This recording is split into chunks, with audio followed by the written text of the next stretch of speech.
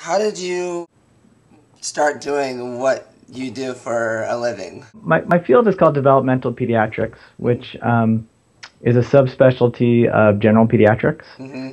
in which I work only with children, teenagers, and to some degree young adults with various difficulties with learning, delays in child development, some behavioral concerns.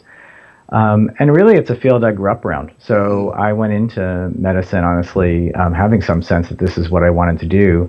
Mm-hmm. Thought about a couple of other related fields. And then when I chose pediatrics, always had a sense that I would end up working with these types of concerns. I just have my whole family is involved with either special education as teachers or organizations that relate to the field. So even when I did general pediatrics, which is what I started out with, this was always my niche in some way.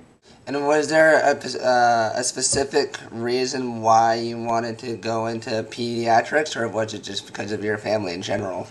Um, I actually just wanted to choose between fields where I worked with kids. So that's always been an interest of mine from, I mean, if I'm remembering accurately, even before I was a teenager, I was already working at camps and working with kids. So when it came time in college to start picking an actual career, those are the only fields I thought about. Even in medical school, where I think a lot of people get pulled all sorts of different ways and want to think about doing surgery or think about doing something else. Even through all of medical school, my interest really stayed in pediatrics.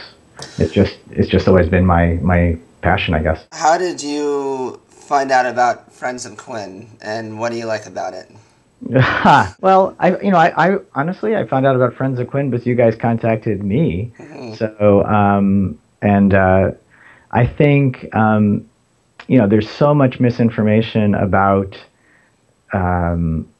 really, all these related ideas, ADHD, learning disabilities, and the whole, and all the related concerns that come up around them, that I think people are often really, really unsupported. I mean, partly because they can't get the information that would benefit them most, and partly because it can be a really confusing message when you're sort of trying to handle, having something like ADHD, which is hard enough on its own.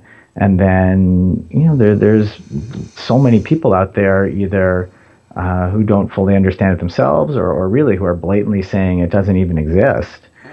And I think, anything that can make that type of information more accessible to the people who need it most is just going to be a huge benefit. I think, the world needs more just, unbiased information getting out there to the people who need it most. Yeah. I just wanted to thank you for you doing what you do, and I think we need more of you out there in the world.